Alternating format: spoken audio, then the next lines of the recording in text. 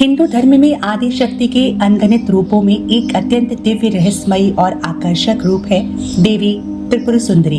उन्हें शास्त्रों में षोडशी, ललिता, राजराजेश्वरी, कामेश्वरी, महात्रिपुर सुंदरी के नामों से भी जाना जाता है। वे 10 महाविद्याओं में तीसरे स्थान पर है और उनकी उपासना परंपरा में अत्यंत गोपनीय और शक्तिशाली माना गया है। नमस्कार मित्रों, आपके अपने चैनल धर्म और साधना में आपका स्वागत है।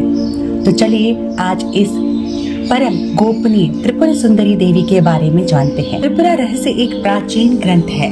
त्रिपुरा सुंदरी जो सर्वोच्च महाविद्या का स्वरूप मानता है, इस ग्रंथ में एक गुण सत्य बताया गया है।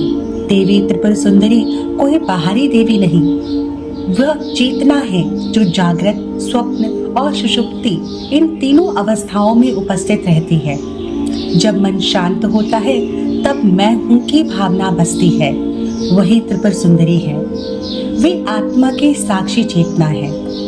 ग्रंथ कहता है, जब तक तुम स्वयं को केवल मन या शरीर मानते हो, तुम देवी से अलग हो। जब तुम जान जाते हो कि चेतना ही तुम्हारा सत्य रूप है, तब तुम त्रिपुरा सुंदरी से एक हो जाते हो। चलिए अब हम सुनते हैं इस अद्भुत देवी की एक बड़ी ही अद्भुत कथा। बहुत समय पहले की बात है, जब संसार में धर्म धीरे धीरे क्षीण होने लगा, जब स्वार्थ, अहंकार और आसुरी शक्तियां बढ़ने लगी, तब त्रैलोक्य में भय और अराजकता छा गई। देवता चिंतित हुए।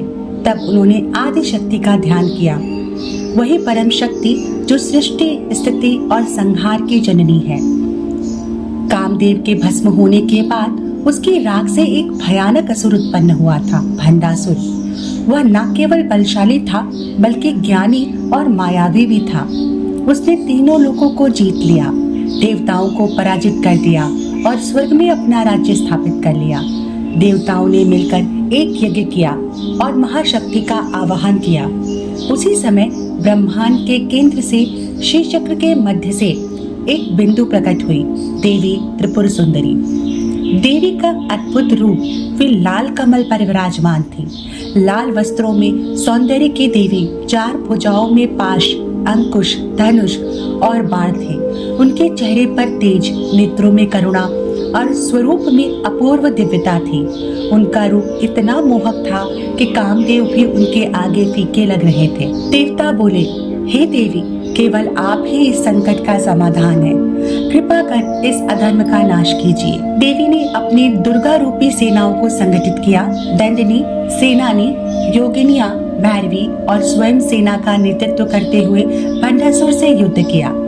यह युद्ध केवल अस्त्रों से नहीं बल्कि प्रेम, विवेक और शक्ति के मेल से लड़ा गया। अंततः देवी ने कामेश्वर अस्त्र चलाया, जो प्रेम और ज्ञान से बना दिव्य अस्त्र था। भंडासुर का अहंकार चूर चूर हुआ और वह नष्ट हो गया। इस कथा का अद्भुत रहस्य यह है कि त्रिपुरा सुंदरी केवल कोई देवी नहीं है, बल्कि यह वो चेतना है जो तीनों अवस्थाओं में जागृत, स्वप्न और सुषुप्ति के पार जाकर चैतन्य स्वरूप में बसती है।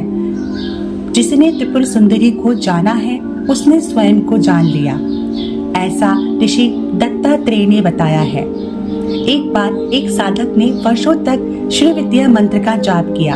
फिर एक रात्रि को उसे स्वप्न में एक स्त्री दिखाई दी, सौम्य, सुंदर और तेजस्विनी।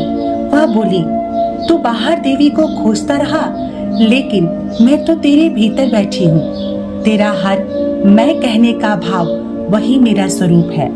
साधक जागा और उसे आत्मज्ञान हुआ।